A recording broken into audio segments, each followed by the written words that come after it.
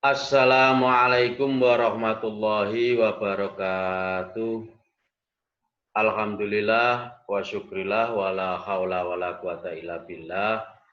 Allahumma sholli ala sayyidina Muhammad wa ala ali sayyidina Muhammad. Anak-anakku sekalian, kelas 12 Madrasah Aliyah Negeri 4 Madiun. Alhamdulillah kita bertemu kembali. Kali ini adalah materi tentang statistika yang merupakan materi bab 2 dari matematika wajib yang perlu anak-anakku sekalian kuasai. Dan untuk kali ini akan kami sampaikan strike 1,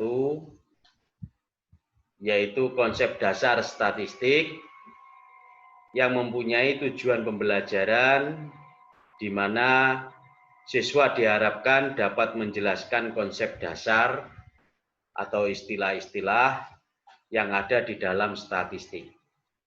Yang kedua, siswa dapat membaca dan menyajikan data dalam bentuk tabel distribusi frekuensi.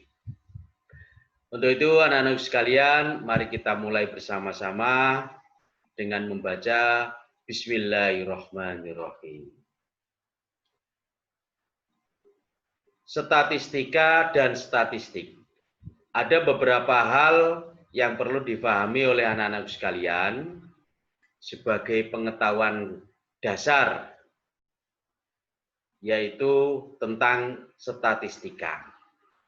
Statistika adalah sebuah cabang dari ilmu matematika yang mempelajari cara-cara. Yang pertama, mengumpulkan dan menyusun data, kemudian mengolah dan menganalisa data. Setelah dikumpulkan, disusun, diolah dan dianalisis datanya, maka data tersebut disajikan baik dalam bentuk kurva atau dalam bentuk diagram. Yang kedua adalah mempelajari tentang cara-cara menarik sebuah kesimpulan, kemudian menafsirkan parameter dari kesimpulan tersebut, yang dimana bertujuan untuk menguji hipotesa atau dugaan yang telah dibuat yang didasarkan pada hasil pengolahan data.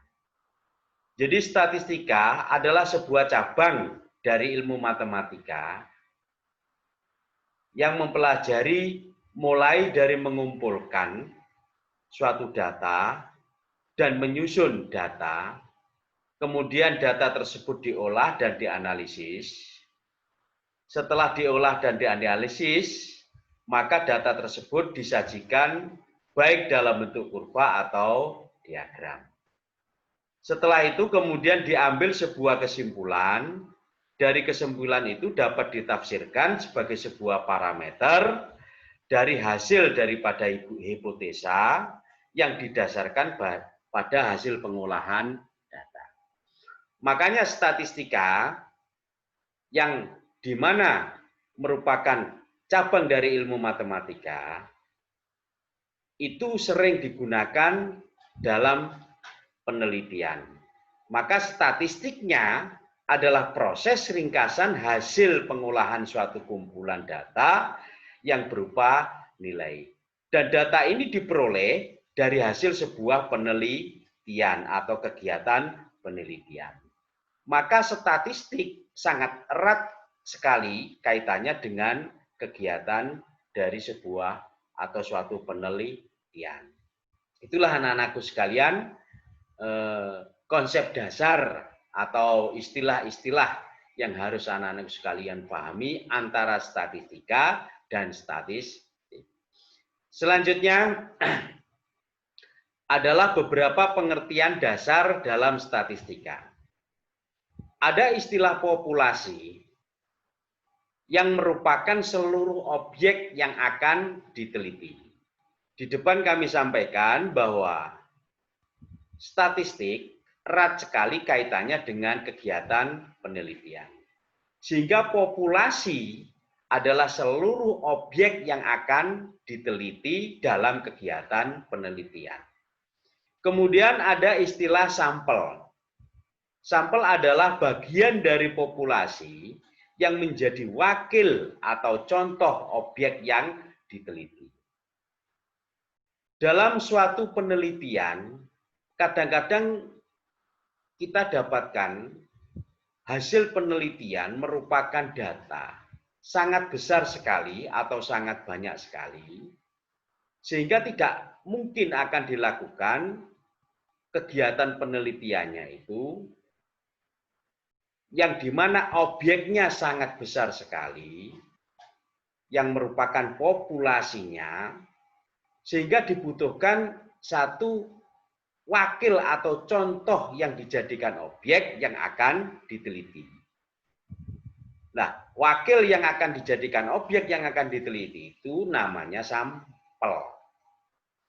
Misalkan dalam sebuah penelitian yang berjudul dampak kepemilikan handphone terhadap peningkatan motivasi dan prestasi belajar siswa Madrasah Aliyah Negeri 4 Kabupaten Madiun.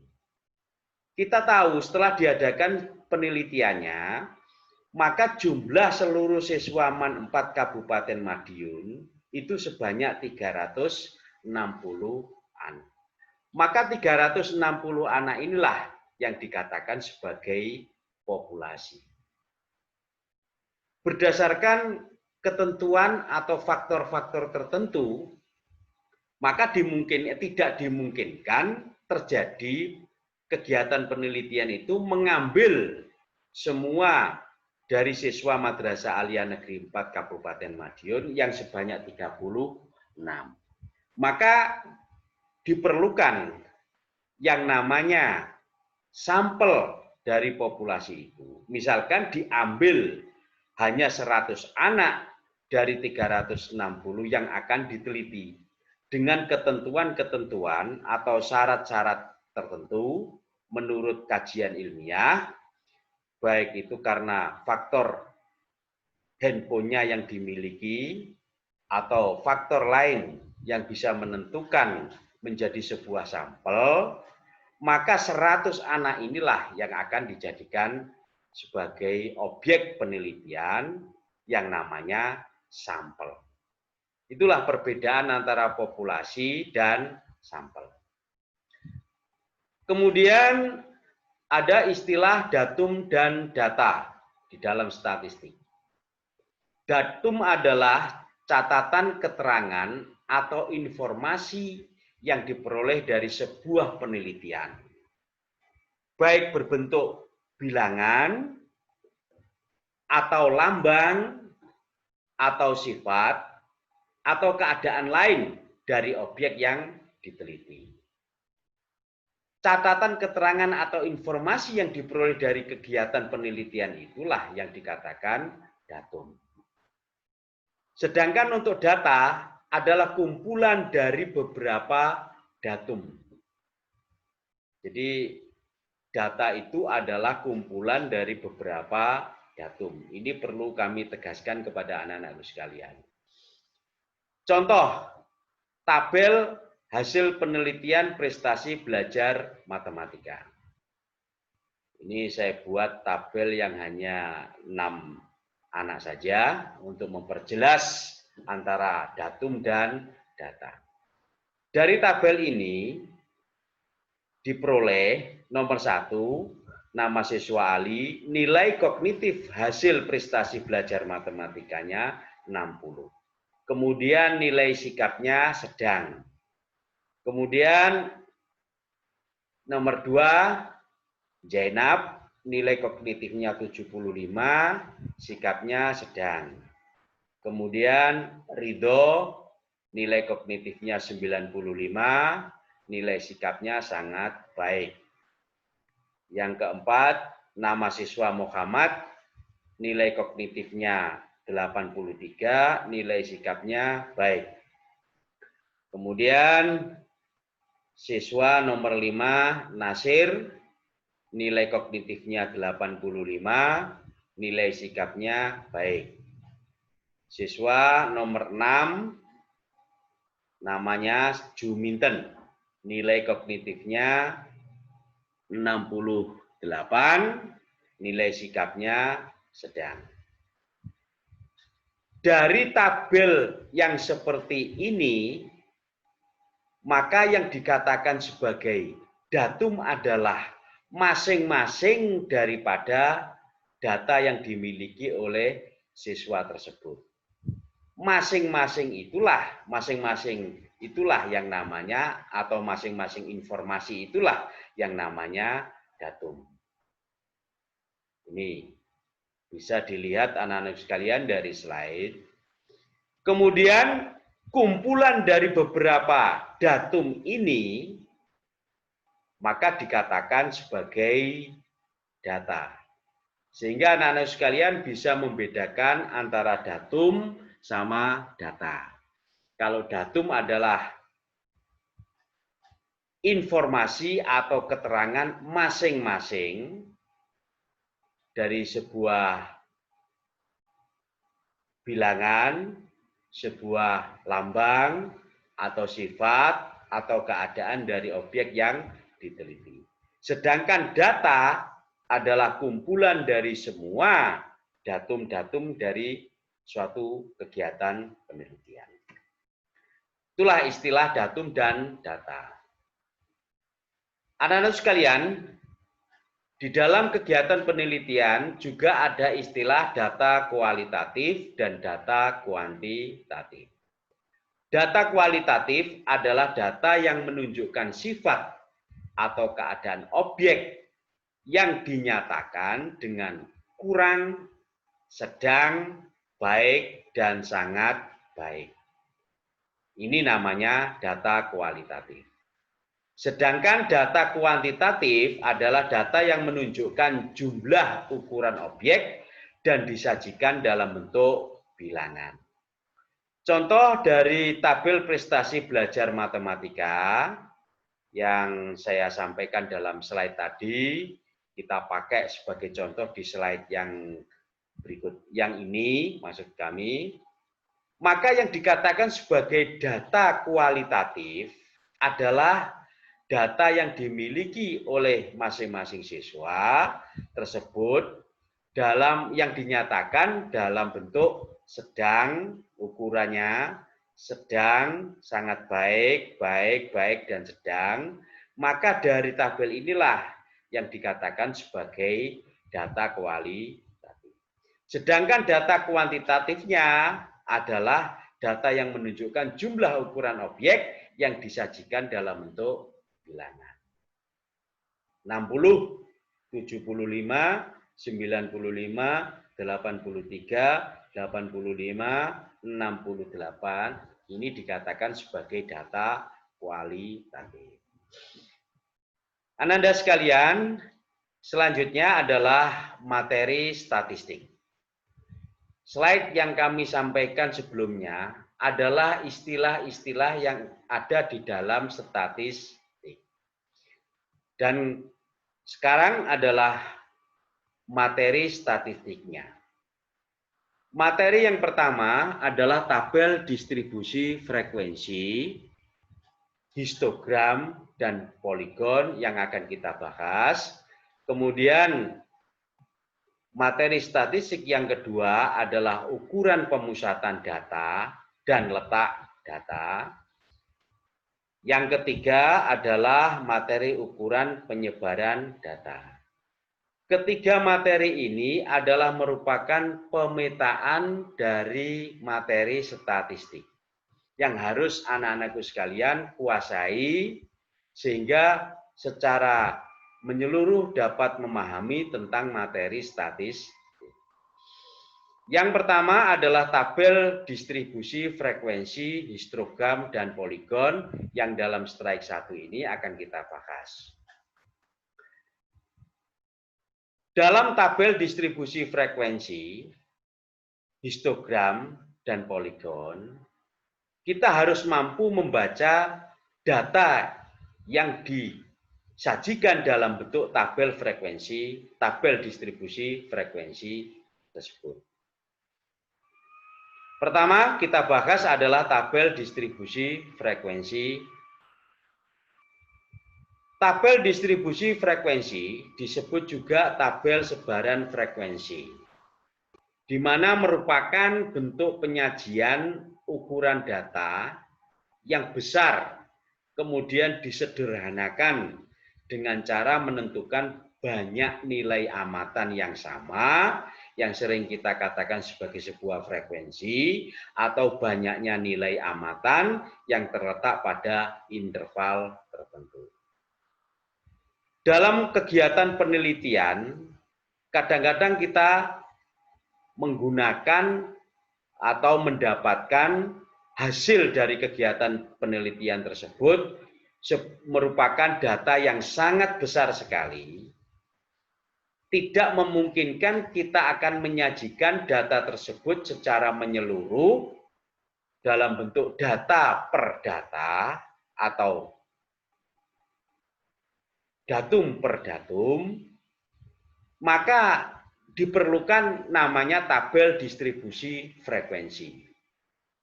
Sehingga tabel distribusi frekuensi ini mempunyai fungsi untuk menyederhanakan dari hasil kegiatan penelitian yang berupa data, kemudian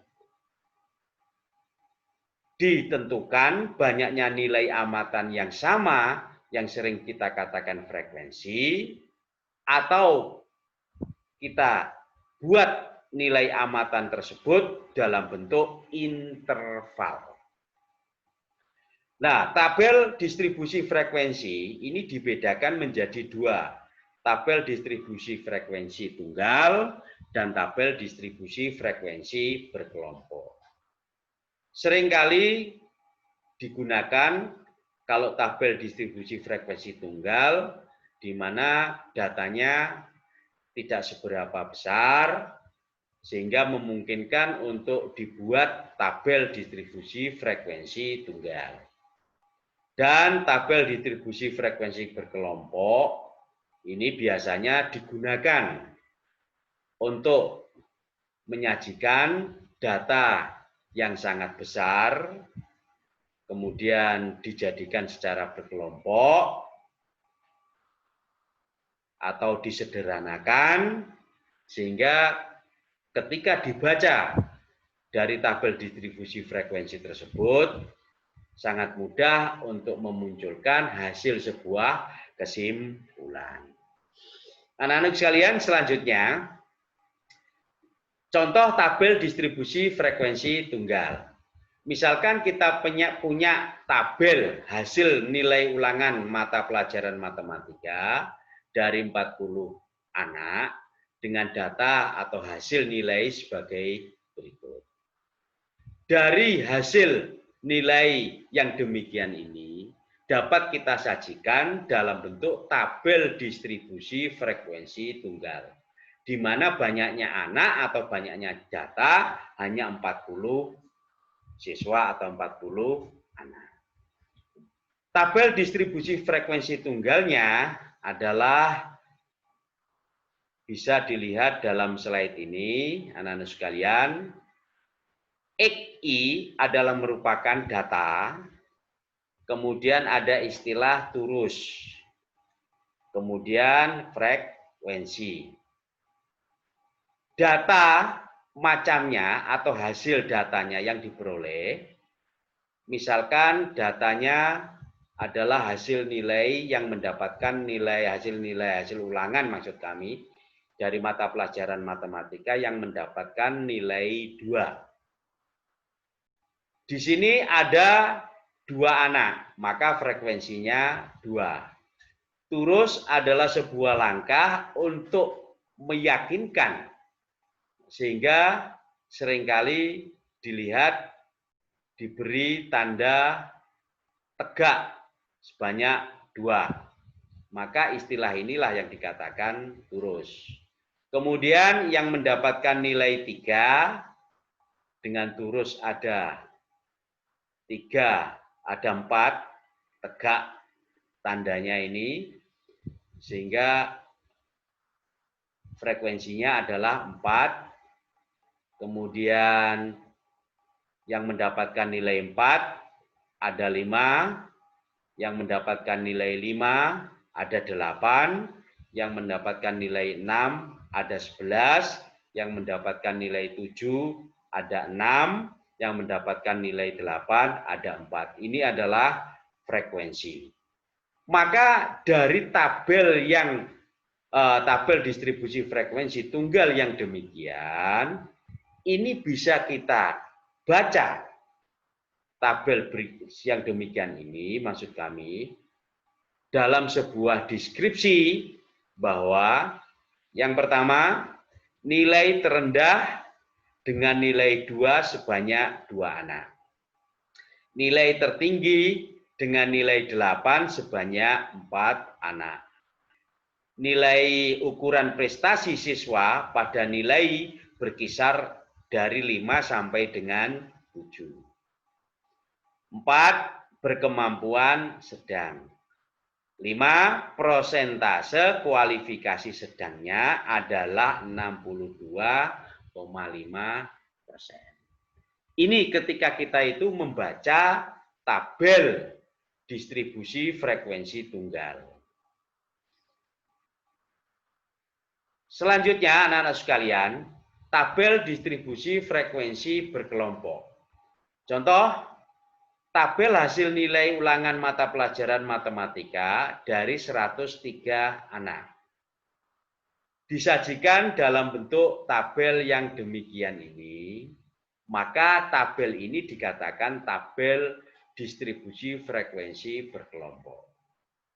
Di mana nilai ulangan yang berkisar antara yang mendapatkan 21 sampai dengan 30 dikelompokkan menjadi satu kelompok interval. Kemudian yang mendapatkan nilai 31 sampai dengan 40 dikelompokkan menjadi satu kelompok dan seterusnya. Maka bentuk tabel yang demikian ini dikatakan tabel distribusi frekuensi berkelompok. Diambil titik tengahnya adalah misalkan pada interval yang pertama, yaitu 21 sampai dengan 30, maka titik tengahnya adalah 21 ditambah 30 dibagi dengan 2, maka mendapatkan 25,5. Ini adalah untuk mencari titik tengah. Kemudian banyaknya siswa yang mendapatkan nilai antara interval 21 sampai 30 ada 2 anak. 31 sampai 40 intervalnya ada 4 anak. 41 sampai 50 ada 25 anak dan seterusnya. Maka tabel yang demikian ini dikatakan sebagai tabel distribusi frekuensi berkelompok. Tabel ini dapat dibaca dengan deskripsi apabila ditentukan KKM nilai matematikanya adalah 65,00, maka dapat dibaca yang pertama, nilai terendah pada interval 21 sampai dengan 30 ada 2 anak. Yang kedua, nilai tertinggi pada interval 81 sampai dengan 90 ada 3 anak. Ukuran prestasi siswa pada nilai berkisar antara 51 sampai 60, ini adalah ukuran prestasi. Kenapa kok demikian? Karena merupakan frekuensi terbanyak atau siswa terbanyak yang mendapatkan nilai 51 sampai dengan 60. Sehingga dari hal yang seperti ini dapat dibaca juga bahwa berkemampuan di bawah KKM ada 78 anak, sehingga kualifikasinya rendah. Di bawah KKM, yaitu KKM-nya 65,00, sehingga 65,00 47 anak, 25 anak, 4 anak, dan 2 anak, ini adalah merupakan siswa yang mendapatkan nilai di bawah 65,00. Sehingga dikatakan kualifikasinya rendah karena ada 78. Prosentasenya adalah 75,7%. Ini diperoleh dari 75 dibagi 103 kali 100. Sehingga ada 75,7%. Ini adalah cara membaca tabel distribusi frekuensi berkelompok. Selanjutnya anak-anakku sekalian, setelah kita bisa membaca tabel distribusi frekuensi, baik itu tabel distribusi frekuensi tunggal maupun tabel distribusi frekuensi berkelompok, maka kita perlu menguasai cara untuk menyajikan data dalam bentuk tabel distribusi frekuensi. Hal-hal yang perlu diperhatikan dalam menyajikan tabel distribusi frekuensi, yang pertama misalkan tabel distribusi frekuensi berkelompok adalah istilah kelas. Kelas adalah kelompok data yang ditulis dengan interval tertentu, namanya kelas. Kemudian selanjutnya adalah batas kelas, yang merupakan nilai ujung-ujung yang ditetapkan pada kelas. Sehingga batas kelas ini ada nilai ujung bawah suatu kelas yang disebut sebagai batas bawah kelas dan nilai ujung atas kelas yang dikatakan sebagai batas atas kelas. Selanjutnya adalah tepi kelas. Merupakan pengukuran nilai data dengan ketelitian sampai satuan terdekat.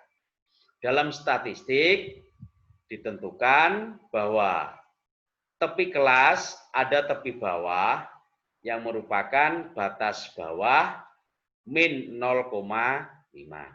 Kemudian ada tepi atas yang merupakan batas atas ditambah 0,5.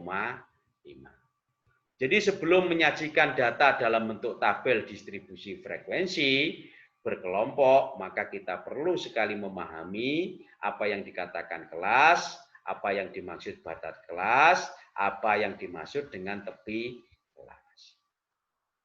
Tabel distribusi frekuensi berkelompok, anak-anak sekalian, contoh tabel hasil nilai ulangan mata pelajaran matematika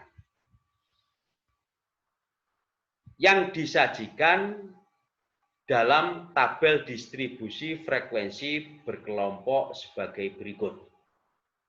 Maka yang dikatakan kelas adalah pembagian interval. Ada 1, 2, 3, 4, 5, 6, 7. 21 sampai dengan 30. Inilah yang dikatakan sebagai kelas. Kelas ke-1.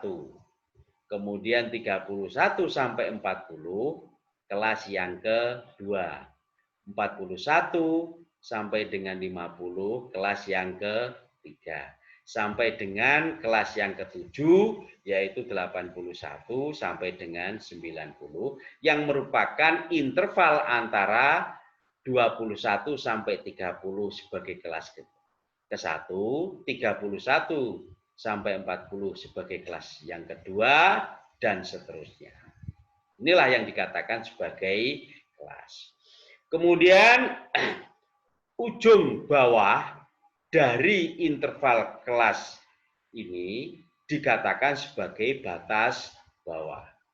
Sedangkan nilai ujung atas dari batas atas interval ini maka dikatakan sebagai batas atas.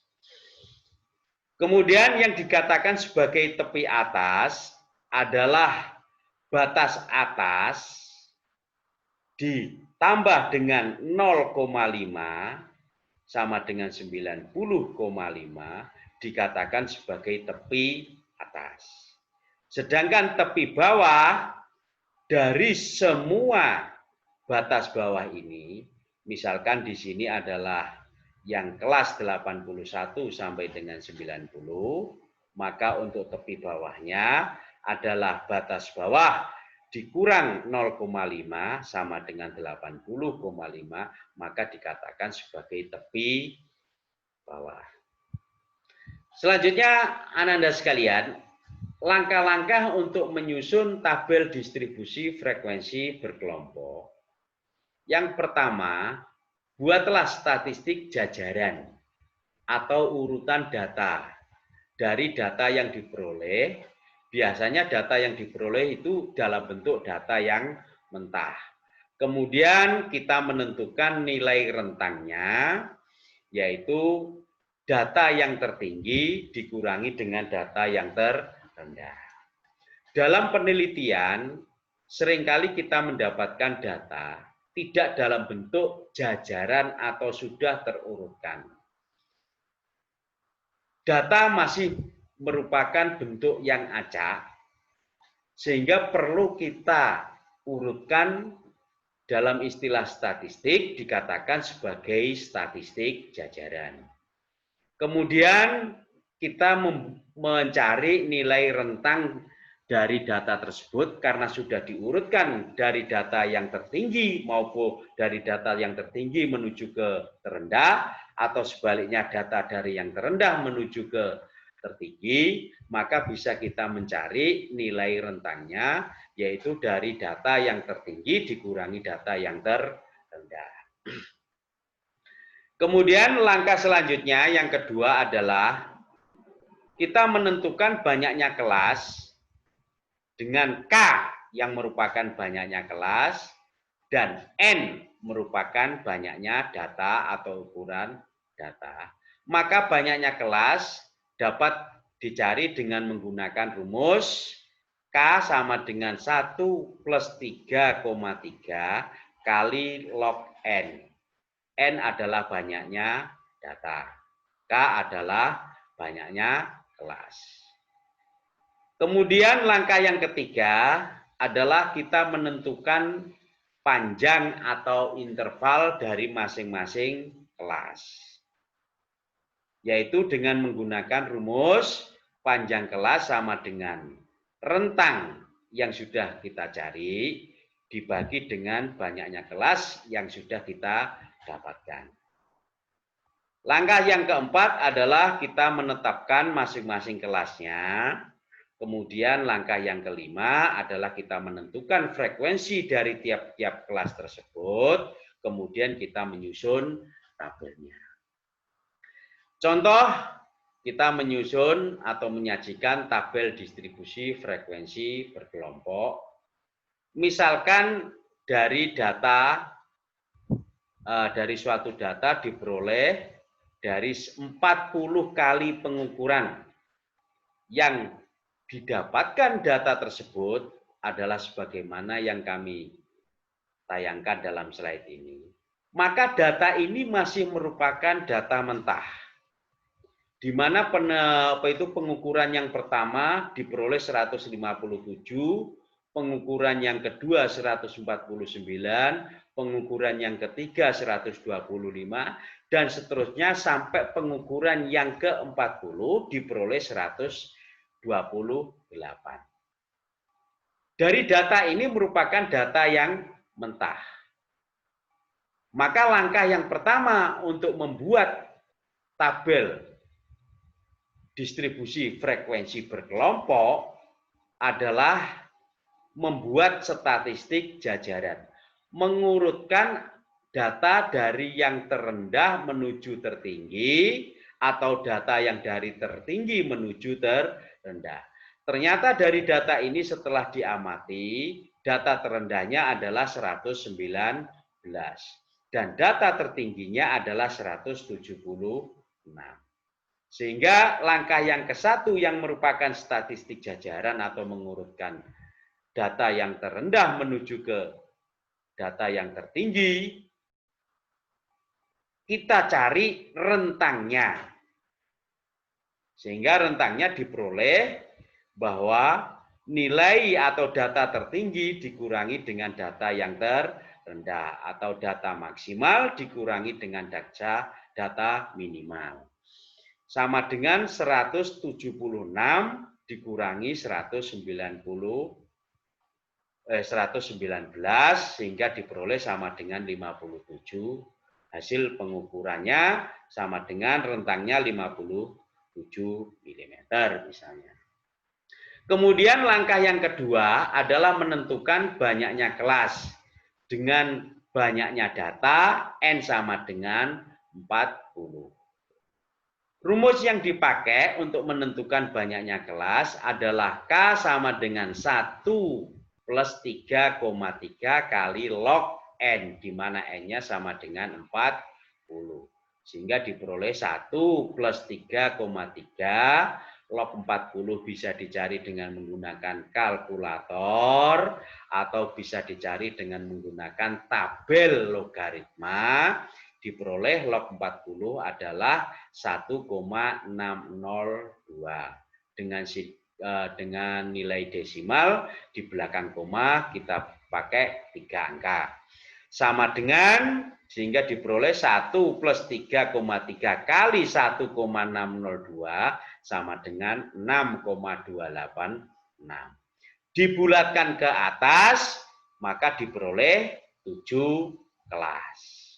Setelah langkah yang kedua kita menentukan 7 kelas, langkah yang ketiga adalah menentukan panjang kelasnya, yang dimana di dalam satu kelas merupakan interval. Maka langkah yang ketiga menentukan panjang kelasnya, yang kita beri simbol P sama dengan rentang yang diperoleh sama dengan 57 dari statistik jajaran langkah yang pertama tadi, kemudian dibagi dengan banyaknya kelas sama dengan 7, maka diperoleh 8,1428. Dapat dibulatkan ke atas menjadi panjang kelasnya adalah 9. Setelah langkah ke-1, langkah kedua, langkah ketiga kita lakukan, maka selanjutnya adalah langkah yang keempat, yaitu menetapkan masing-masing kelasnya sebagai interval dari kelas masing-masing. Sehingga diperoleh bahwa untuk kelas yang pertama dengan panjang kelas atau banyaknya kelas maksud kami ada 7. Kemudian panjang kelas ada 9. Maka yang pertama kelasnya adalah interval dari 119 sampai dengan 127. Kelas yang kedua 128 sampai dengan 136, panjang kelasnya 9, banyaknya kelasnya adalah 7. Dari sini kemudian kita cari titik tengahnya, yang dimana titik tengahnya adalah merupakan penjumlahan dari batas bawah ditambah batas atas, kemudian dibagi dengan 2, diperoleh titik tengah, misalkan pada kelas yang pertama ini adalah 123. Kemudian dicari data yang ada di kelas yang pertama dengan interval 119 sampai 120, ternyata ada 3. Kemudian di kelas yang kedua ada 6, di kelas yang ketiga ada 10, di kelas yang keempat ada 11, dan seterusnya. Maka inilah kita membuat interval tabel distribusi frekuensi berkelompok. Ini langkah-langkah, dan yang terakhir adalah menentukan frekuensi itu tadi. Inilah anak-anak sekalian yang bisa kami sampaikan, dan saya minta untuk membuat tabel distribusi frekuensi berkelompok dari data yang kami sampaikan ini, kemudian dari tabel distribusi frekuensi kelompok tersebut dibuat dengan menggunakan langkah-langkah mulai dari langkah yang ke-1 sampai langkah yang ke-5. Terus kemudian selanjutnya ada tabel berikut, di mana tabel berikut menunjukkan nilai ujian statistik yang diperoleh dari 50 siswa. Ini juga kami minta anak-anak sekalian untuk membuat tabel distribusi frekuensi berkelompoknya dengan langkah-langkah mulai dari langkah yang pertama sampai dengan langkah yang ke-5. Kemudian dari tabel tersebut saya minta anak-anak sekalian untuk menyajikan tabel tersebut dan dibuat deskripsinya dari tabel yang sudah dibuat. Demikian anak-anak sekalian yang bisa kami sampaikan pada strike yang pertama. Untuk itu saya minta anak-anak sekalian untuk aktif dan selalu giat, rajin untuk memahami materi-materi yang saya sampaikan. Dan marilah untuk strike yang pertama ini kita akhiri bersama-sama dengan bacaan hamdalah alhamdulillahirabbil alamin. Saya akhiri, wassalamualaikum warahmatullahi wabarakatuh.